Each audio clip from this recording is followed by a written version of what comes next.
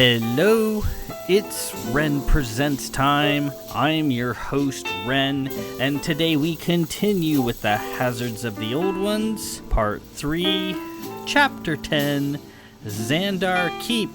And we'll probably be doing several chapters today, as the next 2 or 3 are only a couple pages long, so we'll probably get up to maybe Chapter 12. Or through chapter 12. We'll see. I don't want to make it too long, but these chapters here are ridiculously short.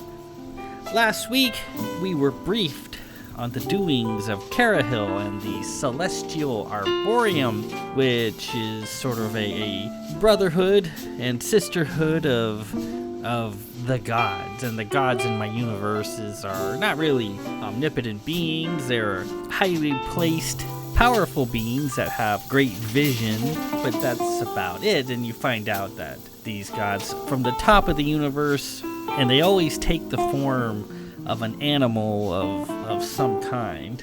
Only Carahil's daughter, Atha, appears regularly in human form, although when she does appear as an animal, it's usually as a jackrabbit, but that's very rare.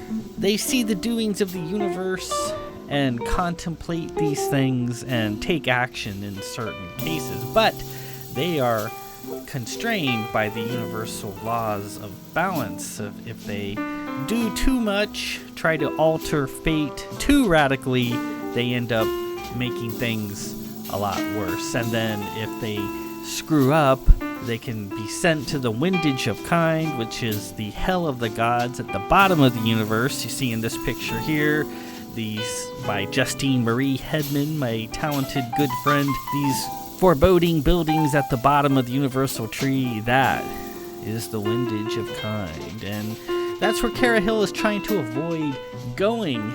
So he's been having to be sneaky, move his forces, and when I mean his forces, these people all around him, and try to convince them to avert a tragedy on their own, with maybe a little push and prod from him, but to willingly sacrifice their lives. But he doesn't really say what and where, but kind of thinking you probably know what and where at this point. If I've done my job as a writer, I don't know. Lady Poe strikes up a conversation with Lord Peter of Ruthven, the Duke's mechanic, and she, at the pig roast that Captain Davidge had in commemoration of everyone being safely returned, she sat there watching him get his pork and recalled that he was very kind and helped trying to treat her eyes before they arrived on the Seeker, and she finds herself liking Peter,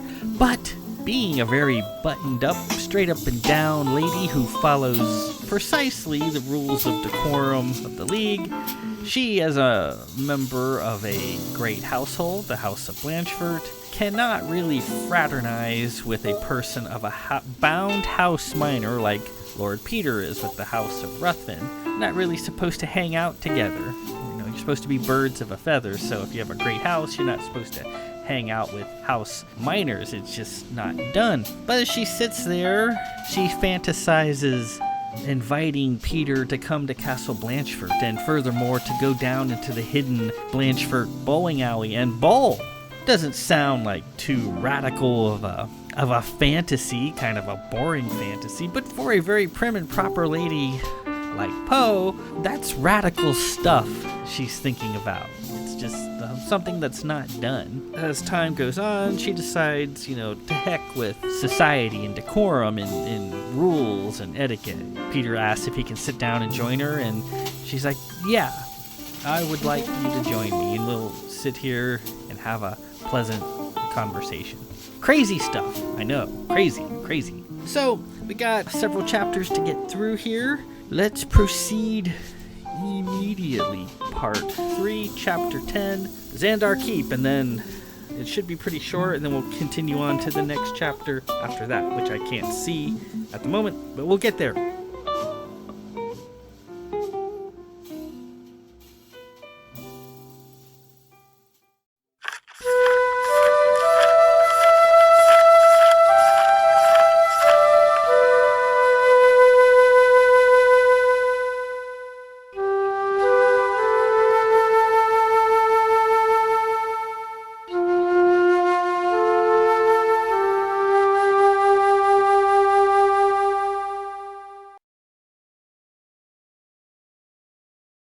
As the Seeker came thundering into the theater, the planet Xandarr loomed ahead. It was a colorful, garish planet, livid with purples, greens, and dark browns. Around it, arranged in a gallery, were 7 moons of various colors and the occasional satellite. Lieutenant Larson stood at the op station, tapping buttons. Lieutenant Verlin sat at navigation. All of the various sensors and gears she had installed were pushed aside to make room for her long legs. These two, vying for Kai's job, had only been around for a short time, but given what they'd all been through, they seemed like old friends. They were both admirable people. Davidge also thought he'd caught them looking twice at each other. Kai stood near Davidge. Without her uniform, she was wearing, of all things, one of Sig's beloved Hospitaller bodysuits. But instead of just going shoeless, as Sig always did, Kai had a pair of tall black Broussards, she having forgotten that she had a pair at the tailor's for repair before her departure. Her SK was holstered at her left, and Tweeter, small, glowing in silver, sat on her shoulder, chugging with energy. Davidge could tell she felt a little ridiculous in the tight outfit, but it was better than the dress, which she hated. It galled her that she had to wait for her uniforms. He had thought to tease her, but then thought better of it. Davidge looked at Sig, sitting in his chair in a green Blanchford gown.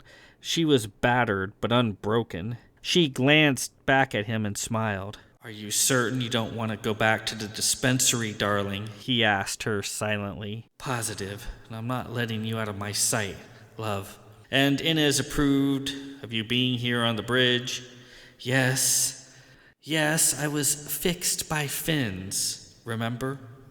She winked at him. Davidge stared at the image of Xandarr on the screen, getting larger by the moment. "Come," he said, "send to Hezru, king of Xandarr, that we are here to take both he and his daughter into custody. Tell him we appreciate his station and wish not to make a great scene, if possible. We wish him to come quietly, but are prepared to take further steps if necessary." "Aye, sir." No response. "Do we have any contacts?" "No, sir," Sassy said. "The sky is clear." "Lieutenant Larson, bring up a positional map of Xandarr Keep." Larson tapped a few keys and a display of the large castle appeared on the cone. It was a huge, sprawling complex. "What is the state of Xandarr's militia?" Davidge asked. Larson answered. "The current militia strength of Xandarr consists of a few ground-based light infantry units. They do not currently have a stellar force of note. The previous one was seized by the Black Hats." Good. "Lieutenant," Davidge said to Larson, "I'm thinking we should arrow shot down southwest of the keep grounds, adjacent to the River Tor, and take the central courtyard there." "My thoughts as well, sir." Davidge turned to Verlin, sitting at navigation. "Lieutenant Verlin, opinion?" "I think we should, in addition to taking the central courtyard, deploy a squadron on the flat plain to the east of the keep. There they could blunt any attack from the north and be available to cut off any escape attempts by the king, either overland or through the air or waterborne." Davidge thought for a moment. "I agree. Lieutenant Kylos, your thoughts?" "I advise caution, Dav. I've heard of a vast network of tunnels under Xandarr Keep. Obviously, Xandarr does not have a force to deal with a ship like the Seeker directly, but should he go to ground, he could hold us off indefinitely." "I've also heard of these tunnels, Captain," Verlin said, getting a dirty look from Kai. Verlin returned the dirty look, and then some. Davidge stared at the map. "Do we know where Carahil might be?" "He's not turned up, Captain," Sig said from her chair.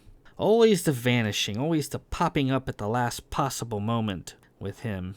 He mentioned something about the House of Xandarr right before he vanished. Well, we mere mortals will have to proceed on our own, I suppose. Let's get posted." He thought a moment. "Lieutenant Verlin, please assume command of the bridge. Lieutenant Larson, you and Kylos, you two are to the shore with me. Come, please ask Samaritan Inez to join us." Davidge headed for the lift, as did Kai. Larson grabbed his hat and followed. Sig slowly stood. "Dav, I need to change first. I'm not ruining another gown." You're not coming, Sig. You're gonna stay here with Poe. The hell I am. I'm not letting you go again. So if you'd like to fight about this right now in front of all these people, I'd be glad to accommodate you. They got into the lift. Sig's eyes, tired and baggy, body sore and beaten up, stared at Davidge relentlessly. Meet us in Bay 3, Davidge said to Kai and Larson. We'll be there in a moment. Sig smiled. She loved winning fights with Dav. They exited the lift and went to their quarters. In a flash, Sig changed into her bodysuit and rolled up blue shawl. Davidge picked her up and held her close. Sig, you need to recover. I'll recover on the planet's surface. I'm staying at your side. You'll need me. Well, of course I need you. I need you safe and sound. There's no such place right now, not until this is over. On the planet or up here, it makes no difference. David set her down and she put on a pair of sandals. Are you sure our Lord Cable's all right? I cocooned him in Silvertech. He's the only part of me that doesn't hurt right now. The Black Hats weren't going to harm our child. They walked out the door. So I guess it's going to be Lord Cable after all, she said. I guess I've gotten used to it. Excellent! I knew you'd see it my way. She reached up and kissed him, and they entered the lift. A short time later, they entered Bay 3. Lieutenant Larson, Kai, and Inez were loading a rip car. They all climbed in. Davidge lit containment, and they shot out of the bay into space. Ahead of them, several Aeroshot had landed with the Marines and Sisters and were already entering the atmosphere. And with that, we conclude Part 3, Chapter 10, Xandarr Keep. Very short, as I promised. And you see, in these early books, the Sisters were much more active in various matters with the fleet and on their own, especially when Black Hats were involved, where the Sisters militarily took the field quite often, would generally do their own thing, but were in command, so to speak. The captain is in command, but it's more of a de facto thing. The Sisters do what they want.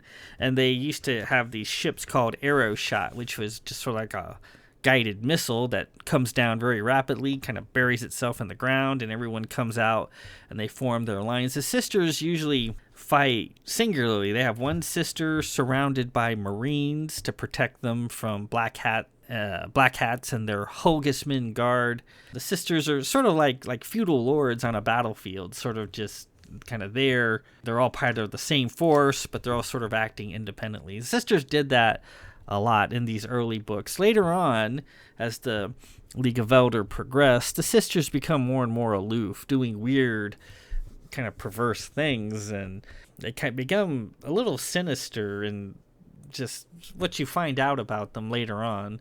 They be less active in standard society, more active in covert, under the table doings, as it were. But in this book, they're still going down with fleet, taking on the Black Hats or whoever else. Sisters are very powerful, one by themselves can usually command a whole battlefield. And we see that there, where they were, heading down to the planet's surface to arrest the king of Xandarr. So, that done, we move on. Chapter 11, The Circle. And again, this is a 3-page chapter, so we will knock this one out and we'll move on to Chapter 12, which is Alone in the Great Hall. So, let's proceed immediately. Part 3, Chapter 11, The Circle. The hum of equipment was loud and droning. Carahil opened his eyes and looked around. He was in a large antiseptic room. Huge lattice machines were huddled here and there. Large monitors, status displays, power equipment, and a massive computing machine made a craggy artificial canyon that he was smack in the middle of. He was on a flat metal floor. If he had been subject to baser things like being hot or cold, the metal floor might have chilled him to the bone. He was encircled by an arcane drawing in chalk, an odd sort of juxtaposition, the modern machinery all around, and the arcane magic symbol drawn on the floor with him in the center of it. He had to laugh. He didn't quite remember what had happened. He was on the seeker. He was just about ready to spill his guts regarding his vision, and then poof! Here he was. Carahil hadn't really wanted to say much about it anyway. When the gods flapped their gums, that's when things got really, really bad. That's when people stopped doing and started waiting.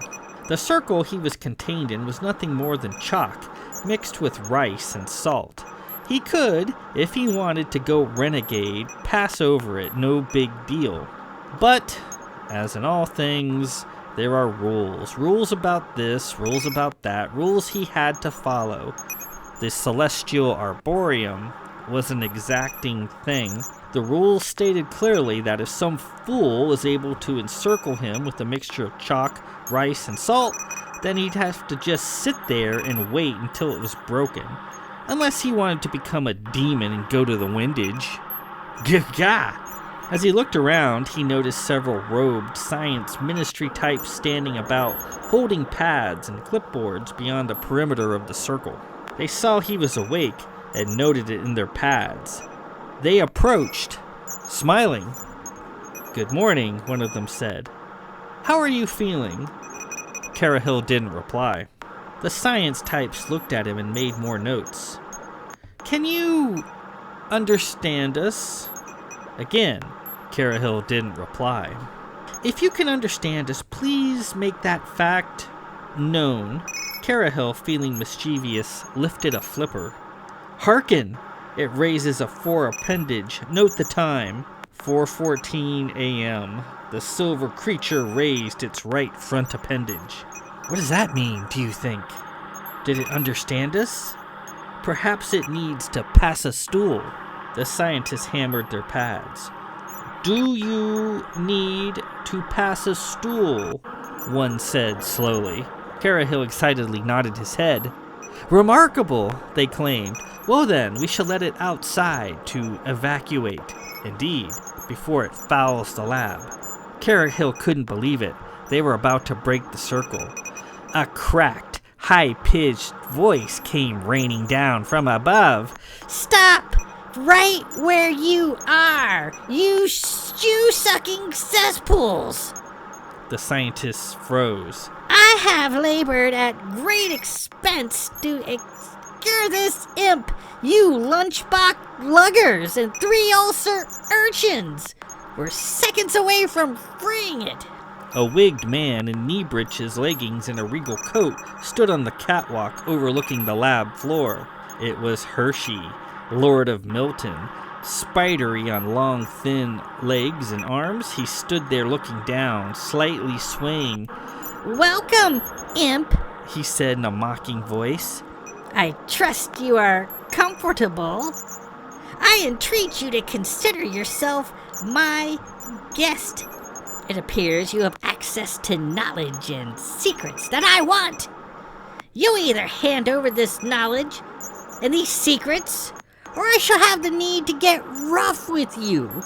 I shall have access to all your secrets, even if I have to vivisect them out of you." "My lord," one of the scientists said, "we have not determined if this creature understands the common vernacular." "Of course he can understand you, you simpering, smock-wearing, stocking stuffer!" Milton roared. "They say every scientist eventually wears a silly hat. Well, go and get yours." The scientists returned to writing in their pads. "So, imp, you meddling fish farter. First, I'm gonna have to deal with your friends. That duster-wearing dunderhead and his seductive Shadowtech-slinging trumpet. They have but hours to live. That's right, Danny Duke and Sally Shadowtech are gonna die. Your pardon, if that distresses you." Lord Milton gesticulated wildly as he spoke. The lighting from above caused his shadow to come down from a number of angles. His shadow had many heads and many waving arms. "My lord," one of the scientists said, "I do not believe that insulting or frightening this creature will be at all productive." "Quiet! You robe-wearing, pad-carrying, number-crunching numbnuts!" Milton shouted. "I I am paying you max coin to record and gather data, not to comment on my interrogation techniques. Why don't you go and punch a button somewhere? Milton, apparently satisfied with his tirade, turned and made to leave. He stopped. Suddenly. Oh, imp. By the by, I have something I've been wanting to give you. Consider it a gift. A brown cascade of feces and rotten fish came down from above, coating not only Carahil, but the scientists as well. Milton, holding a rusty pail, rocked with delight. Oh my! It appears you're covered in filth, turd noggin. Ha ha! That felt good. Milton threw the pail down and stormed away. Carahil, covered in poop, twitched his whiskers. He had to admit, Lord Milton had style.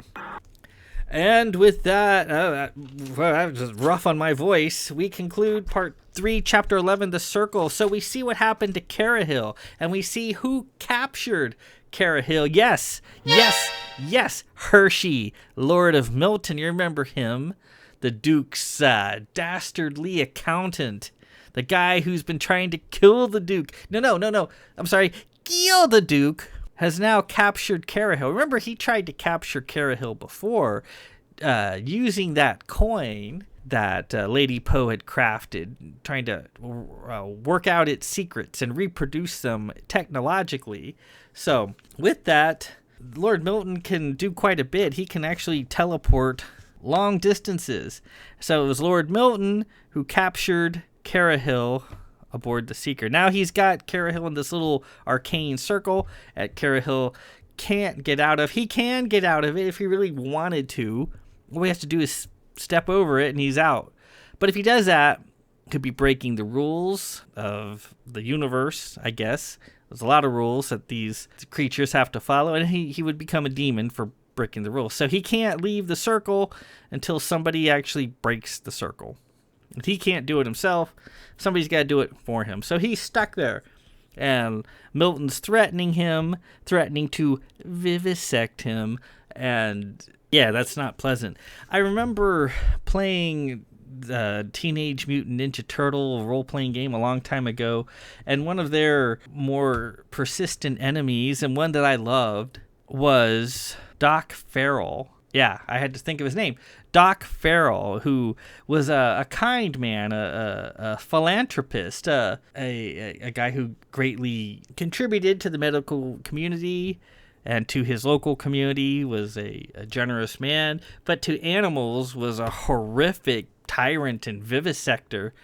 And I just remembered loving that particular character. There's a building far away on the other side of the city where I live that I used to call Doc Farrell's building, because whenever it kind of just has a kind of a sinister look to it when you pass by it. I go, oh, Doc Farrell's in that building doing whatever it is he's doing. And so I kind of modeled Lord Milton after Doc Farrell a little bit. Just some fun stuff. Anyways, we have one more chapter to proceed. Part 3, Chapter 12, Alone in the Great Hall. So now we get into the meat of this attack on planet Xandarr. So this is a bit longer. I think it's like 8 or 9 pages long. Let me see. Actually, it's only about 5 pages long. Anyways, let's proceed and get into this and see what foul things are about to happen to our intrepid party. Davidge helped Sig off the rip car. It was a long drop for her. She looked so tired. She needed sleep. Larson jumped down and signaled the Seeker that they were on the ground with his holomon. Kai got out of the rip car and looked around. The huge keep, the dusty village, the mountains in the purple distance. It was Xandarr, all right. Nearby, the arrow-shot transport stuck out of the ground like red mushrooms. The Marines and Sisters already deployed and ready for anything. They made their way into the outer holds of Xandarr Keep. The structure itself was a magnificent brass color, but the purple light of midday made it look rather green. It was a high-dome, bony-looking, brass-covered structure. The climate in this region of the planet was very dry and mild, and the keep was very open to the elements. The whole thing resembled a pile of children's blocks, arranged in the vague anthropomorphic fortress shape with a huge turnip sitting on top for a dome. Larson received a silent message on his holomon. The Marines had secured the first 3 levels of the keep. They had encountered no resistance. Empty courtyards and passages, decorated walls, and the occasional wide-open battlement. The whole keep was ominously quiet. Davidge and Larson treated with the Marine lieutenant, who updated them on the situation, and continued into the interior of the keep. "I don't like it, Dav. Where is everybody? Where are the guards?" Kai said.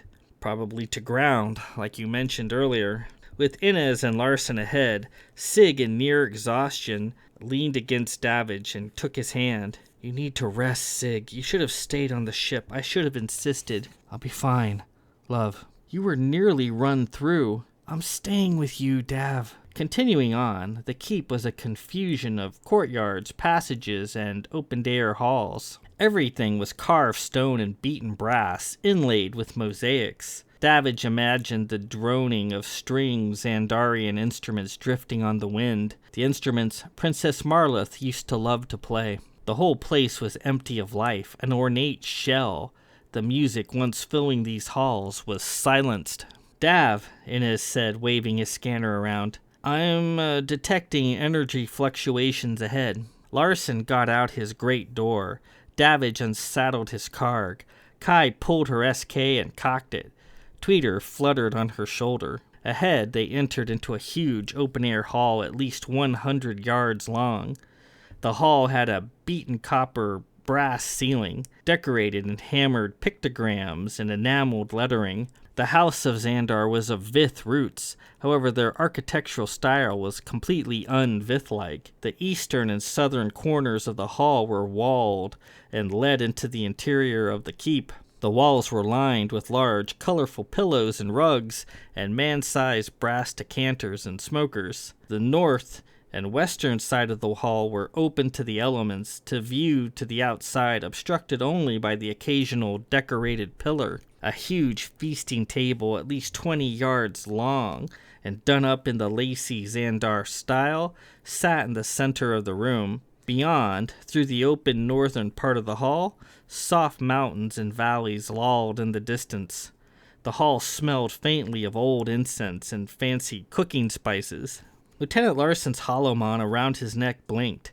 The holomon was connected to the missive aboard the ship and allowed him to see and hear everything they did. It also connected him to the Marine commander. Davidge, as a gifted Vith, detested such things and left its technological wonders to others.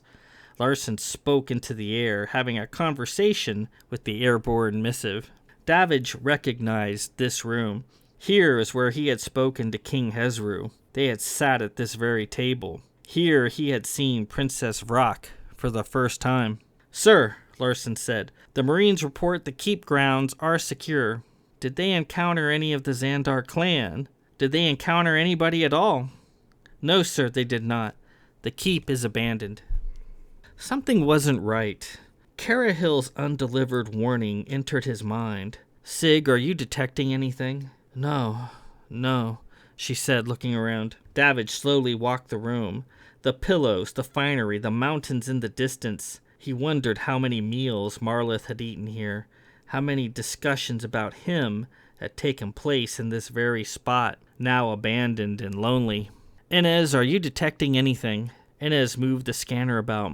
"No, not a thing. I was previously, but no longer." "I don't like it, Dav. There's no way this whole keep can be abandoned. We're about to be hit," Kai said. She looked to Tweeter sitting on her shoulder. "Tweeter, if there's anybody cloaked or otherwise hiding in this room, point 'em out." Tweeter took wing and settled on one of the chairs at the table. "What's that mean?" Inez asked. "Well, I don't know," Kai said, checking underneath the table. She whirled about in her black bodysuit, looking this way and that. Davidge still wasn't used to seeing her in it. He couldn't wait to see her for the first time in her fleet uniform. He was sure she'll look stunning. Kai examined the chair Tweeter was sitting on. She felt about, lifted and set it down, testing its weight. "I can't tell anything. It seems just like an empty chair." "Are the sisters detecting anything, Kai?" Davidge asked. Nope. Lieutenant Larson, anything happening in orbit? Larson consulted with the missive. No, sir, nothing. Nothing on long range either. Kai was puzzled. Hey, Dav, what are these? Sitting on the seats of the nearest 4 chairs at the great table were small white boxes topped with pastel-colored bows of orange, blue, pink, and green. The boxes sat there innocently. Those look like Carahil's gift boxes from the other day, Davidge said. Kai pulled a box, orange-bowed, off the chair and placed it on the tabletop. Be careful, Sig cried. I know there's a pie waiting to come out of that box. Kai gathered the rest of the boxes and lined them up at the end of the table. Sig was dubious and skeptical. Davidge leaned down and sighted them. I don't see any pies in these boxes, he said. Oh, then what's in them? Sig demanded. Something small, in bags. Kai snorted and opened the first box. She reached in and pulled out a small linen bag. She tested the bag in her hand. Feels like a bag full of marbles. She undid the string and dumped out the bag into her palm. Small silver objects tumbled out. The others gathered around to get a better look. They look like little Carahils, she said. Sitting in her hand was a small pile of silver figurines, all in the shape of a smiling Carahil. What are these, do you wonder? She asked. They reached in and took several each. The figurines were about 1 inch high and 2 inches long. They had a very rubbery, semi-squashy feel to them. Davidge squeezed his about the midsection, and it made a shrill noise like a child's toy with a squeaker. TK! It squeaked. TK! Well, that's damn peculiar, he said. Inez went to the remaining boxes and opened them, and the other boxes were bags containing similar figurines, all depicting tiny Carahil, so they were molded in different poses, rather like collectible toys from a vending machine. They were colored black, white, and a speckled one of black, silver, and white. Oh, creation, he fancies himself, doesn't he? Kai cried, picking up a white one. Hey, that's a neat one, she said, commenting on a speckled one in Sig's hand. Inez picked up a black one. I wonder, he said, squeezing it as Davidge had done. The figurine made a wheezing point, point sound. These rather remind me of those odd animal trinkets used by the fanatics of Nulls to absorb the potency of various black hat gifts. Do you recall those? I do, Davidge said. Very handy accessories, if I recall. The sisters have managed to replicate them. I've seen them myself at Twilight 4, and they work pretty well. The sisters are calling them Null Tech after the fanatics of Nulls. They are still in the trial and testing phase, though. You know, the sisters, trying to be thorough. Sig squeezed the speckle one she was holding. Sten! Sten! It squeaked. Could it be that the silver figurine absorbs TK, the black, the point, and the specked's the Sten? Inez asked. Kai squeezed the white one she was holding. Shadow Tech! It squeaked. We aren't seriously thinking these trinkets will do something worthwhile, are we? Sig asked. Can't hurt, Inez said as he began separating the figurines into equally mixed piles. Obviously, Carahil expects us to run into a whole lot of black hats down here. Perhaps that was what he was hoping to warn us about. The sisters have detected nothing. Kai? No, not a thing. Davidge lit his sight. The room appeared normal. He adjusted, passing his sight through various spectrums and prisms, not really sure what he was looking for. He could see the energized holographic bits floating around Larson from the holomon. He could even make out a mass of bits in the long-coded shape of the missive standing in front of him. He panned about, taking it all in. All appeared normal. It was just a big, pretty, abandoned room. Do you see anything? Kai asked. No. All looks clear. Inez came to him and offered a small pile of variously colored Carahil figurines.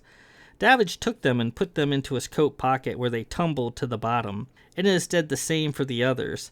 Kai took hers and was dismayed. Hey Sig, where am I going to put these? I don't have any pockets. Sig laughed as she slid hers into her shawl. Well, that's why I wear a shawl, Kai, for pockets. Kai, red-faced, stuck hers into her holster. As Davidge sighted the room, he noticed the chair Tweeter was sitting on. The shadow it cast in his light was facing in the wrong direction. "Wait," he said. "Wait. This room is a painted illusion. A good one, too." "Are you sure? I'm not feeling anything," Sig said. "I'm positive." He strained and concentrated. A painted illusion could be devilishly difficult to pull apart. It was like a puzzle, each piece interlocking and attached to the next. Slowly, bit by bit, he pulled the illusion apart. Finally, he was seeing the room as it really was. Everything was pretty much where it was in the illusion, except things were more tossed about and neglected, more weather-beaten and dusty. The elements were starting to take hold. Grit and sand coated the floor. Davidge looked at the table. "Good creation," he gasped. There, sitting in the lavish chairs, was the house of Xandarr. All of them.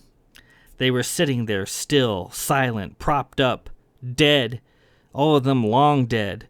Their grimacing, withered faces were dry and peeling strips of brittle, parchment-like flesh. Many of them had been picked at by birds. The garments of light veils were ragged and torn, faded, and in some cases were missing altogether.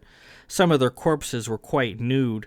All of their faces were pained. Their tongues stuck out as if they'd been strangled. Their blue hair was straw-like and messy around their heads. Even the stench of their decay was covered up and painted out in illusion. Davidge was horrified. What had he spoken to not 2 days past? Carahil knew it, and he realized they were in deep trouble. "Larson," he said, "send the Marines. I want an immediate abort. This whole keep, it's snared and painted." He began communicating to the Marines via the holomon. What do you see, Dav?" Sig asked. "I see the house of Xandarr. They're all here at the table, dead. Murdered by the look of it. Been dead for a while." Kai was jubilant. "Aha! You see? Tweeter. Never wrong."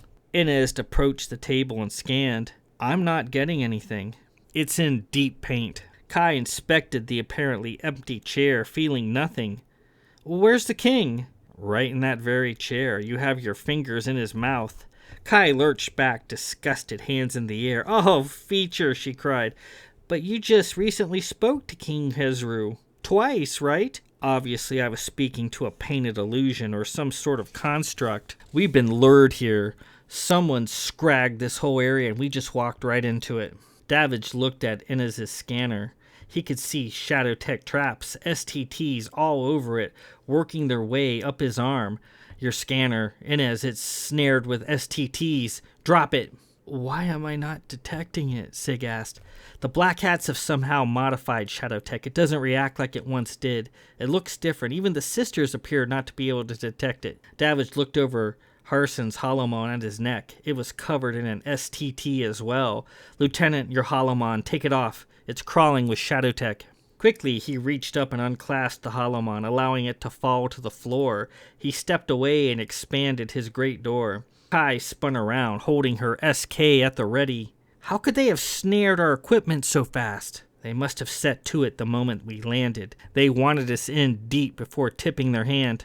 Sig got next to Davidge and lobbed a blob of silver tech. In a moment, she had a perfect miniature replica of the Seeker floating about, ready for action. Her silver tech familiar was a marvel. She could see what it saw from the heights, and it could unload a withering wall of firepower should it be needed. "Captain, are you certain the entire house of Xandarr is here?" Larson asked. Davidge examined the table again. "There's the king. There's his queen, Xanthippe," he said, pointing, "and then farther down are 10 smaller bodies. They're children." "Including Princess Vrock?" Davidge pointed. "Well, she's down there, third chair from the end." Larson and Kai stared at the apparently empty chairs.